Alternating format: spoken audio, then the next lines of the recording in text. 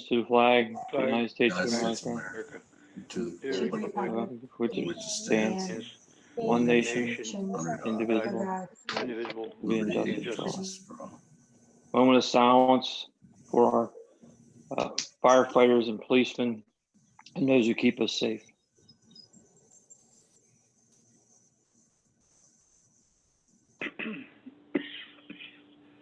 Okay, thank you. I'll ask if anyone's going to record the meeting, but I believe that is going to be recorded. That is correct, Susan? Right now, we're live streaming on YouTube, correct? I understand it's live streaming. I'm going to review the tracking log, and we only have one issue, which we'll discuss after the, we'll discuss later tonight, and I believe that is it with census. Is that correct, Mark?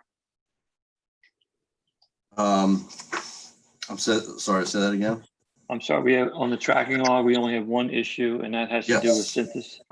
Yeah, And they're not due till 7:15, so we'll probably be discussing that at the July meeting, I suppose.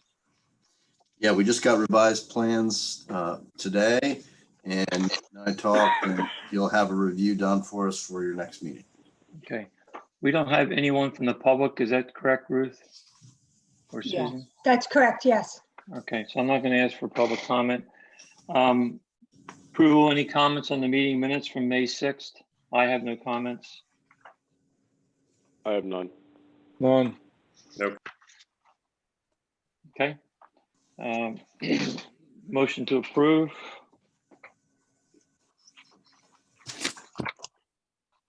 Motion to approve the meeting's minutes from. Second, Second. all in favor? Aye. Okay, your minutes are good. Thank you very much. The first thing we're going to talk about on the agenda, I'm going to move around because I believe, Kristen, I think you have a time constraint, we were told. So we're going to go first and review the model ordinances. And what I'd like to do is you all had a chance to take a look at the model ordinances and take a look at the comments from Kristen. And what I'd like to do is open this up. And Kristen, if you could maybe spend a few minutes and give us some insight on what you reviewed, if that works for you. And then we probably have a few questions to ask of you. Sure. Can everybody hear me? Yes. Yes. So I just want to start and preface, and a lot of this you may already know in light of obviously Sunoco being such a key topic in the township. But the common law in Pennsylvania is that the Public Utility Commission regulates companies that are public utility corporations, and that regulation preempts local regulations. So if a public utility wanted to come into your township and say, I'm going to place this building or this structure or this pipeline in a certain location, they would be able to get a certificate of public convenience from the PUC, and they would be able to do what they want. And that's a pretty general statement, and it's been upheld by the courts since the early 1900s. That doesn't mean that in some instances you'll have public utility companies coming in and agreeing to subject themselves to your ordinances. Sometimes they do that. The ordinances that I reviewed in most cases, I believe would be regulating something, an entity that is a public utility corporation. So while I think I understand, the purpose of wanting to do these types of regulations, I just want to make sure everybody understands from the outset that in a lot of, probably the majority of the cases, a public utility corporation who would want to be constructing a surface land use affiliated with a transmission pipeline, if that entity is a public utility corporation, they could say to you, I'm not going to comply with these regulations. So I think that's an overriding principle that everybody needs to understand. To the extent that a company comes in and is not a public utility corporation and is not governed then by the Public Utility Code, then these regulations would apply. I think in theory, if East Goshen Township was a undeveloped area of land or undeveloped municipality, a more rural municipality that was in the path of growth, and we thought that these facilities would be coming, and we were, William Penn planning out where we would want certain uses, I think these ordinances have a lot of merit and have a lot of purpose. Given where East Goshen is today as pretty much developed, I'm not sure you're going to get a lot of bang for your buck by having these regulations in place. And I'm concerned that they're going to have unintended consequences. So those are pretty strong points to make at the outset, but I think people have to understand that. I can go through, I'll start on the zoning ordinance. Can I ask you a question first, though? Sure.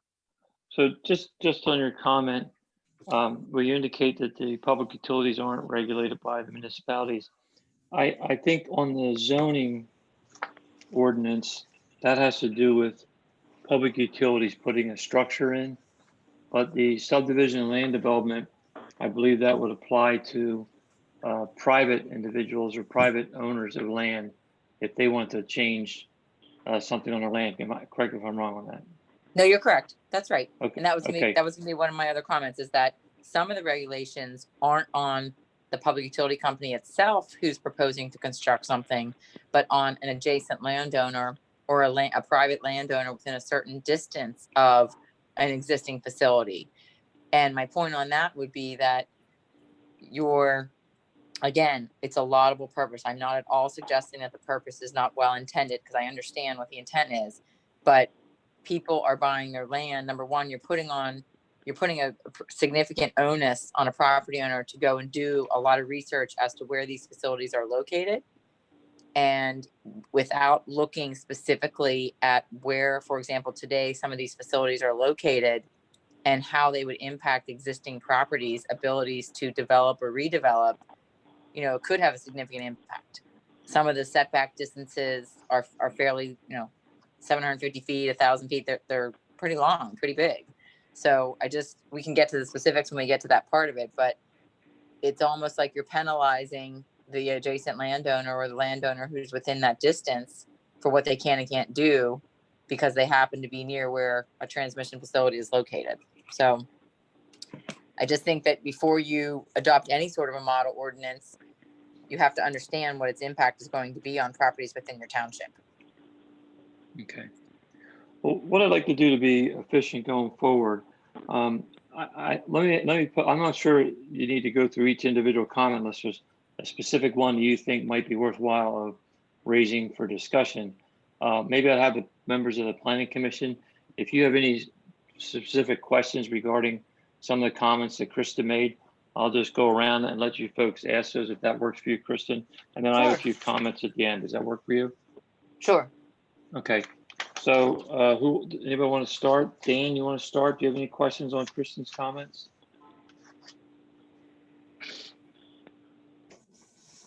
Did we lose Dan? Okay, we might have lost Dan. Oh, sorry, I'm here. Can you hear me? Okay. Yes.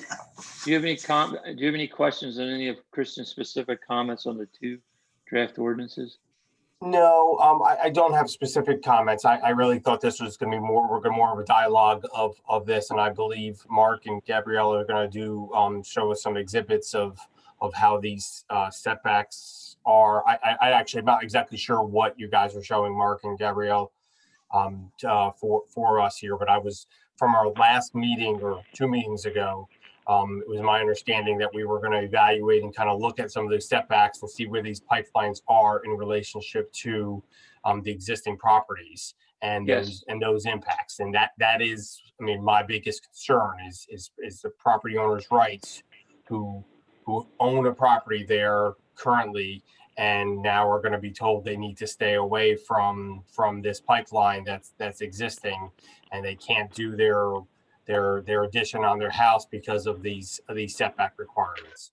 So I don't have any specific ordinance comments that I'd like to bring up at this point, but I think I'd like to see what Mark and Gabrielle were going to go ahead and show us here from that point too. Okay, we're going to do that. Okay. John, do you have any comments? Or any questions? Just one specific one. The setbacks, would that be from the actual pipe location or from the easement? Because the easement's going to be wider than where the pipe is actually. Yeah, the ordinance does say from the edge of the easement. So, so that's going to be even further, because let's say their easement is, say, 50 feet wide. So you're going even further from where the pipe is. Yep. To this new setback. Yeah, and it varies. It varies from different pipelines. Sometimes we don't even know how wide their easements are until, we have an application for something. So, And then what happens here is they have a 50-foot wide easement or 75-foot wide easement with a pipe running down the middle of it. They come back in, for example, Mariner 2 and Mariner East 2 and 2X here, and they put extra pipes in within that easement area. So I think that's what the intention probably when they created this ordinance was, to use the easement area, because you never know what they'll do, what their plans are moving forward with adding additional pipes within that easement area. yep. Okay. Anything else, John? Do we know what other townships are doing in terms of this sort of restriction? Yeah. There So, are a couple townships, and I have it marked, we probably know a couple, Willistown and East Bradford, I think, have implemented ordinances, but they also don't allow any development. So I think it's a little different situation. well, it's not that they don't allow development. They haven't come across this one yet to put it into practice. So, Okay. yeah. So, Okay, let me just go down the list quickly here. Mike Paganelli, do you have any comments specific of Kristen's comments? Any questions? I have a question. Kristen, you had started with stating that most of these probably wouldn't even affect the utility because the PUC would govern them. Forgive my ignorance, but are there any examples of something in the township now, just as an example, that this could govern if someone were to come into the township? You mean, Somewhere where this would make sense. I mean, I don't know all the different entities that are out there that would want, I mean, Mark, maybe you can speak to, what was the one that was on Green Hill Road recently? Was that an aqua facility? Somebody came in and was expanding an existing structure that they had for public utility. yeah. So Pico has they call the gas gate, and it's on the Texas Eastern pipeline. It pulls natural gas off of the pipeline, conditions it, and puts it into service for customers. We used our current ordinance to regulate that and required them to go through conditional use. Some of you were on the commission at the time, and we went through that process, and they had to go through the conditional use process and get approval. So in that instance, the point I was trying to make was that they did agree to come in and subject themselves to township zoning ordinance. So there may be situations where, they look at your standards and they say, yeah, we can follow this, we can adhere to it. So you may have situations like that. I'm not familiar, and Mark, again, I'm going to lean on you to help me here, whether you think there are companies that would be putting in a surface land use associated with a transmission pipeline that would not be, I guess, is Adelphia? That's one of the Yes. companies that's come into the township. Yeah, so Adelphia, right now, you're right, Kristen, they're right across the street. They have a compressor station or some kind of valve station right next to the township building here in the wetlands, and they need to modify it. They need to come in and replace it, upgrade it, whatever they're going to do. They basically sent me everything and said, you can't govern us, we're this. So here's our plan. This is what we're doing. Yeah, so I think Adelphia, I'm not sure, I'm almost certain Adelphia is not a public utility company or corporation, but I think Adelphia is regulated by federal law. So that's another Yes. layer of just the nature of these uses. They're either going to be regulated by other state laws or other federal laws that they're going to come in and say those laws preempt your local township regulations. So I think in a lot of instances, unless you get a company that's willing to comply and subject themselves to your standards, you're gonna more often than not have the companies come in and say, we're already regulated, we're following state and federal laws, bug off, basically. And the other overreaching, I should have said this in the beginning, was that these lines are already in the ground for the most part. There's many in the township, and the Yes, types 9. of facilities that you're talking about putting on the surface, in a lot of instances, are done for safety purposes, are done for regulatory purposes to meet regulation and safety standards. And they don't really have a lot of leeway about where they can put these. So it's all well and good to say, well, you need to put it in this particular district and this many feet from this other type of use. But the reality of it is that there's other engineering considerations and topographical and land considerations that really dictate where these facilities need to go. And that's where if they say, oh, we'll try, but they can't because there's an engineering rationale or safety reason that it can't go where you're saying it has to go. Yeah, and Okay. the other point I'll make about the PICO application was they came inside, they said, we're a public utility. You can't regulate us. And I said, well, wait a minute. I said, this is a building. This has a roof and walls, and that's different. Zoning applies, and you have to go through the process. And they didn't push back too hard. I'm sure they could have. Yep. Said, well, no other municipalities making us go through all this. And I said, well, welcome to East Goshen. We're going to have you file a conditional use application, and here's the standards you have to meet. And they said, yeah, we can do that. And they went through the process. So, Okay, let's just move on a little bit here. Mike Koza, did you have any questions? No, all this makes sense. I appreciate it. I'm pretty good for right now. Okay, and Ed Decker? No real questions. It sounds to me like this will only penalize the residents and landowners in East Goshen. So Okay, I appreciate that feedback. Thank you. okay, thank you. Christian, I had just a couple of questions I wanted to ask you before we get into the presentation.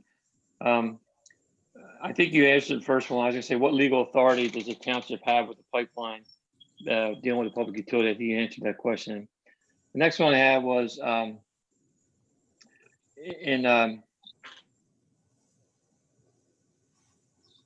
the consultation zone. I of all the stuff that's in here, the consultation zones, I don't know if you looked at that. Did that make any sense to you? Because we could actually do that. Where is that? That is in the Saldome Oh, consultation zone. under Okay. 2. Yeah, I'm looking. Any application?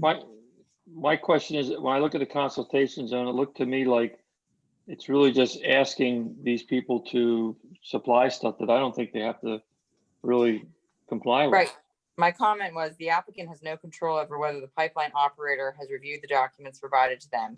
All that you can do is require applicants to send notices and request the pipeline operator to review and provide comments.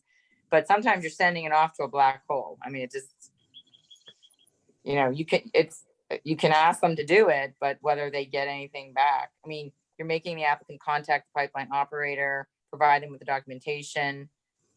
Whether the pipeline operator chooses to do anything with that is, who knows? Okay.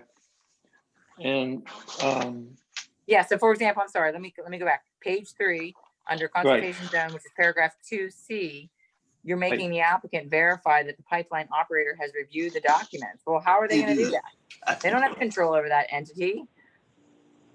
okay. Okay, good. So just for we go through this efficiently. I know it's hard on the phone here on the Zoom meeting. No one has comments. No one has questions regarding the comments that Kristen has made on the document. And Kristen, I really do appreciate you going through this. This has been quite helpful making the comments.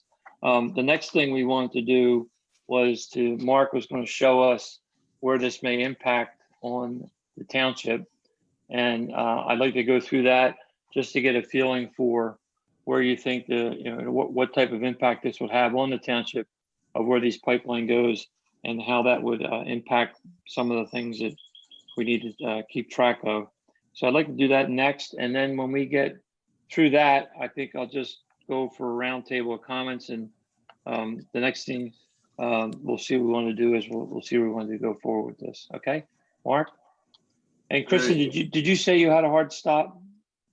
I did, but West Town decided not to meet. It was going to be the Toll Brother meeting, so it's up to, I am available to stay, and it's your call whether you want me to. If you would just stay till we just go through what Mark's going to do, that would be fine. Sure. Thank you. Mark, so if you want to go back to the page you were just at. Everyone, I'm Gabrielle, by the way. I'm the Township GIS analyst. I've met some of you. And then what we have here, guys, we have ArcGIS online tool that we can use to map and do all kinds of fun GIS stuff in the township to, and we took the county pipeline information and overlaid it on the township. And we've written some queries to show you kind of what these setbacks will do. So if you want to go back one more. One more? Yeah. Which And one? then you're going to view all group content at the bottom. And then under group categories, it says pipeline analysis maps. Right on the left side, yep. And then you're going to scroll down. And right there, EGT pipeline, oh, no, go back one. It's the one on top of that. Yeah, right there. That has a zoning map on it. Okay. Is this a new one?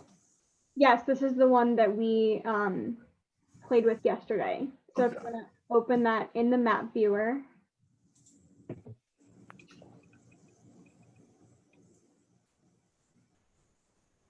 I haven't seen this one, so I hope that Gabrielle isn't going to hijack our meeting with some nefarious zoning map issues.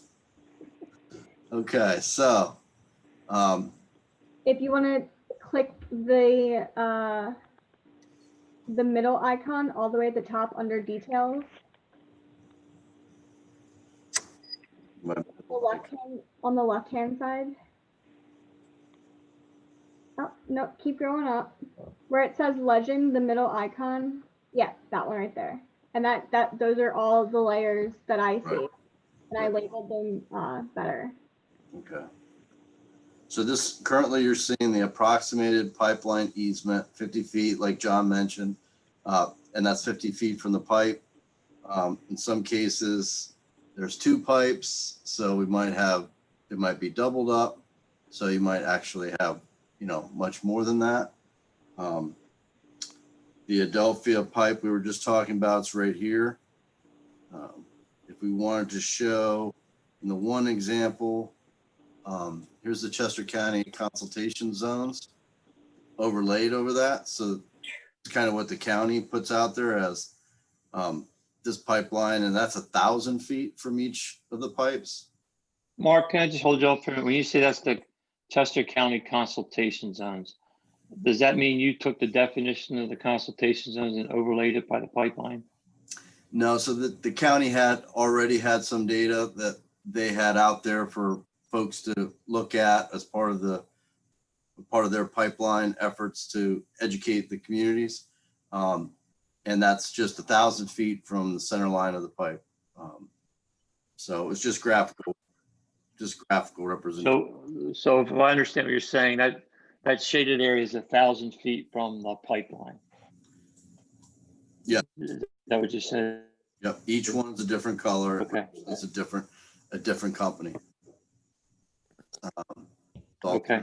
I'll turn that one off right now. And for instance, we said, what was the one? Which one are you looking for? So those are that's the setback, 300 feet. Right. Okay. So this is so there was a setback of 300. This should be 300 and 750. I think. I don't know what you put in the map. Yeah. So we did 300 to show, and then we selected all the parcels within there. So where do we see those numbers, Gabrielle, under analysis? You want to see how many parcels are highlighted? So you click the layer itself.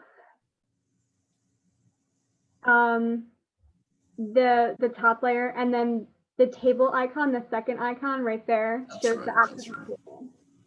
So in this case, you had 1,587 parcels.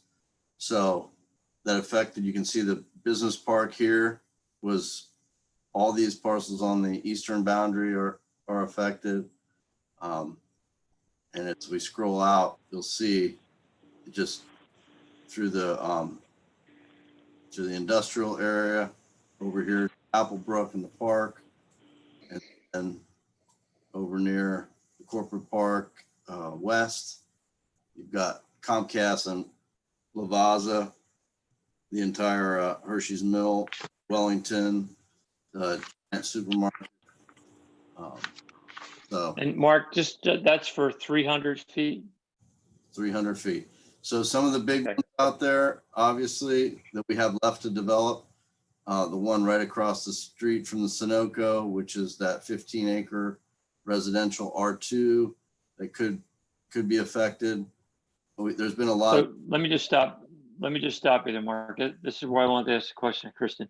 So if, Kristen, if say we have only a couple parcels that could be developed, it wouldn't be appropriate, or probably, would it stand if we wrote an ordinance to just affect those certain parcels? You couldn't do that, right?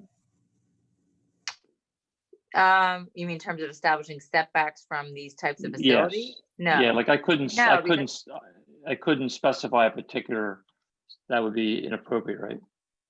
I believe so. Yes, Okay. it would be inappropriate, yes. Okay, thank you. I'm sorry, go ahead, Mark. so we could refine this search even more with some additional queries to identify a parcel size. So if I did something greater, and then also specify greater than 2 acres, so that would really reduce the number of these, just to those larger parcels. But we would know at that point that, that's pretty much if you have greater than 2 acre lot, you can probably do some kind of land development or subdivision with it. So we could do that as well, but it would still be a fairly significant number. It would impact those that in the corporate parks primarily. Okay, And one of the big things we've been talking about is, what does the shopping center turn into in 20 years or whenever, if it ever gets redeveloped, if it ever needs to be redeveloped, that would definitely be affected because it has 1, 2, 3, currently, it'll have 5 pipelines within that setback. so when you say affected, if the ordinance would go in, these would all become non-conforming, right? They wouldn't become non-conforming. That if they wanted to redevelop, they'd have to develop under that ordinance. But he's right Okay. in that, Mark, he's right in that if if there are buildings already located within 300 Oh, feet, true. then they would be non-conforming. Yep. So this would pretty much make a good part of the township non-conforming. Correct? Yeah. Well, yeah, Well, you see well, shaded depending on there. where, I mean, we have to, these setbacks are specific to surface uses affiliated with the transmission pipeline. Yep. So That is correct, yes. new No, residential, no, I'm sorry, new hold on, commercial, Kristen. industrial, Just for clarification, the zoning ordinance is for surface uses of the pipeline. The subdivision and land development would apply to anybody within that zone. Like if I want to put a shed on my property. You'd have to say 300 feet from a surface pipeline, surface use associated with transmission pipeline. Okay, thank you. So if the setback, I'll read it here, setbacks, new residential buildings and all new commercial, industrial, and institutional uses other than those surface uses affiliated with transmission pipelines shall be set back a minimum of 300 feet. So any of these buildings in the corporate park that wanted to put an addition on and all that, they'd have to go through this test to see if they meet that minimum setback. That's how I interpret that. So Mark, would that be, that'd be a residential, I want to put an addition on my house, a sunroom on the back of my house, and I'm within 300 feet. That would be, because how it's worded is new residential buildings. Yep. Would that be considered a new residential building? Would that be considered a expansion to an existing building? I would probably take a much less strict interpretation of that, and that's an addition to an existing building. Mm-hmm. obviously I would take that under advisement with council to see where we would want to take, make a precedent, and then at that point, Okay, but yes, it could be interpreted that strictly, I think. okay. All right, Mark, I think you've shown us some pretty good information. I'm not sure what else we need to do to look at that.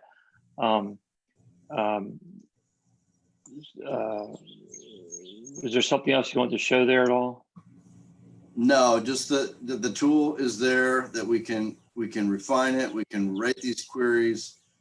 Gabby's teaching me and I'm slow to learn, but she gave me a nice tutorial. She's done a great job of getting us started on this.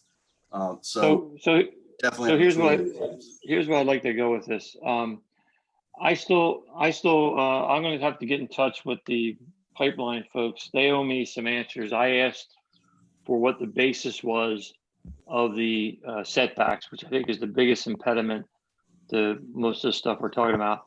And I have not gotten an official response as to what the setbacks were. There has been 3 probability risk analysis done. And by just applying the setbacks, in my opinion, I don't believe that's a proper application of the probability risk assessments that were done, because in my opinion, it only takes into account the blast zone, but does not take into account the probability of occurrence, which is really what should be put in here. So what I'd like to do is see if I can get that information from the pipeline task force that had provided these. And if there's any other comments, I think we'll close. If there's any other comments that folks would like to make about this, I think the next step going forward is we'll probably have to develop a decision as to whether we want to go forward. But I think what I'd like to do is put together a letter to the Board of Supervisors. And I'd like to explain to them that the reason why we're here was that we made a commitment to review the pipeline ordinance as part of our 2020 goals for the Planning Commission. We've taken a couple of months now and looked at certain facets of it. We've had the solicitor take a look at it for us. And I think there's some areas that would cause concern if we were to implement these ordinances. And what I'd like to do is put together a letter from the Planning Commission. I believe that's where it would come from, Mark, the Planning Commission, to just outline the impact of what we see if we were to go forward with ordinances, with these 2 ordinances, and then ask them if they'd like us to continue looking at this, or probably let it sit. Because I think correct me if I'm wrong, Mark, but I think the existing ordinances that we have in place do protect us in a lot of ways. However, as indicated, if it's a public utility, there's a high probability that we can't actually make them comply with the majority of it. Yeah, Is that correct? I think you're on the right track. Just factually, this is what we were asked to do. This is what we did. And maybe some conclusions on some thoughts and concerns of the Planning Commission, and ask them for further direction. Go from there. Okay. Does anybody have any suggestions other than that, or anything to add to that? The only other thing was where it says that no activity or grading within the pipeline setback shall create depressions or areas in which flammable or explosive materials may collect or accumulate, and it goes on to list what those might be, stormwater being one of them. That could be really difficult to do on certain sites, given where the natural grading of the land may be. Okay. They're a little, it may even be impossible to not have depressions in a nearby area. I mean, topography is what it is. So Yep. Okay. you wouldn't purposely dig holes near surface uses and stuff like that, so that Okay. those gases could We'll note that. Anybody else have any other affirmative comments? I have a question about the mapping. So it looks to me as if what this query has done is identify the parcels that would be impacted by this 300-foot buffer or whatever different dimensions you have on there. But like, for instance, it's not the whole parcel. Do you have a map that just shows the lines for where those would be, that 300-foot buffer from the from the GIS layer of the pipeline. Because I mean, the Hershey's Mill site is probably just one big parcel back up in there, and so I was just looking for the actual that line offset from the pipelines, as opposed to identifying the full parcel. Like for instance, the one across the street from the Sunoco gas station there, that it's still undeveloped. That I want to see how much of that parcel would actually be impacted. Yeah, let me actually try this one, something like this. So that's a 660 foot, and that's a consultation zone that it says somewhere else in the ordinance there. So that's another example we did. So what we did differently on this one is that we didn't want to identify all the parcels individually. We just wanted to show the buffer. So for instance, if you zoom into the parcel there across the street from the gas station here, let's take a look at that one.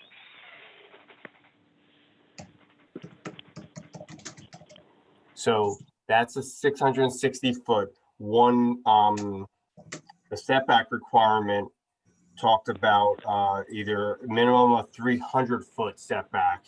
So it'd be half of that for this, but then it also listed there'll be a 750 foot or 500 for the nearest lot line to a compressor station. Mm-hmm. So regardless, what this is doing is it's taking a significant portion of that property away if we put a 300 foot setback in, making that undeveloped without obtaining a variance from the zoning ordinance. Yes. Okay. Did I answer your question, Dan? Yeah, this is what I wanted to see rather than the parcels highlighted. Yeah. I think it'd be the impact of those actual parcels.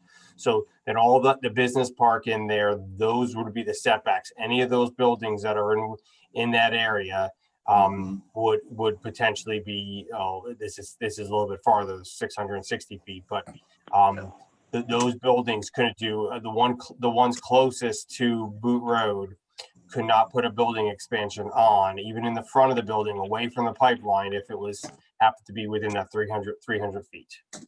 True. Okay. Okay. Good comment. Anybody else? Okay. Kristen, I really appreciate your help. Sure. I think we're good. Thank you so much for stopping in. Thank you. Good luck, guys. Bye-bye. You're welcome. Thank you. So just to close this, I'll go ahead and take the lead on getting something coordinated on putting together the facts and what we need to do, and get a letter ginned up to the Board of Supervisors. And before we do that, obviously, I'll present that to the commission, and we'll go from there. Does that make sense? Yes. Okay, good. All right, let's just move on.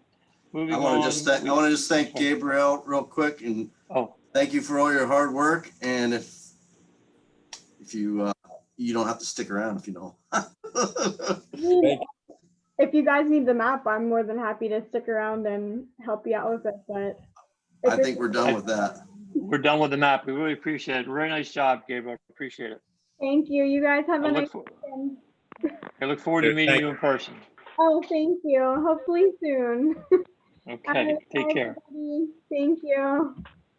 Okay, take care. Okay, so just for closure, I'll take the lead in developing some type of product to present to the Board of Supervisors, and we'll review it before it goes. And we'll make that, we'll bring it up to the Board of Supervisors and tell them what we've done and what we found and the potential impacts. All right, we'll close that issue out. The next thing I want to talk about was the synthesis. And although they're not on here tonight, we did get some additional information. And I just wanted to ask if anybody had any questions or concerns from our standpoint from the additional information that was provided in the packet. Anybody? So specifically there you have the Township Engineers Review Letter. They met with the Conservancy Board about the planting schedule, and they had a recommendation there, fairly simple. They're going to comply with that. And then the Chester County Planning Commission comments as well. Like I mentioned, Nate's got the revised plans. I've asked him to stop by and pick up a hard copy, and they'll have us comments on the 25th. Okay, so if there's no other comments tonight or any questions, we should be seeing this on the next meeting in 2 weeks. Yes. Okay. All right. And with that, the next thing we have, was there any new business that anyone would like to bring up? So right now, there's nothing pending. I don't have any pending applications or anything, so it'll be a pretty slow summer for you guys. Okay. Any other matters? Okay. Marty, you still on? Do you have a liaison report for us? No, I'm up here. I'm just fine. I'm just listening. I have nothing. We are just paddling along. Anything that's controversial, we are trying to hold off until we can get ourselves all the way together in a regular kind of a meeting. However, that may not be possible. So we're trying to, the staff is trying to figure out what to do in the alternative, because they're going to have to probably, the planning commission, not the planning commission, the zoning hearing board is probably going to have to come out of their shell about the Malvern Institute, and the T&D is going to come up as soon as that section of pipe, as soon as that section is done, which is anticipated to be about the end of September.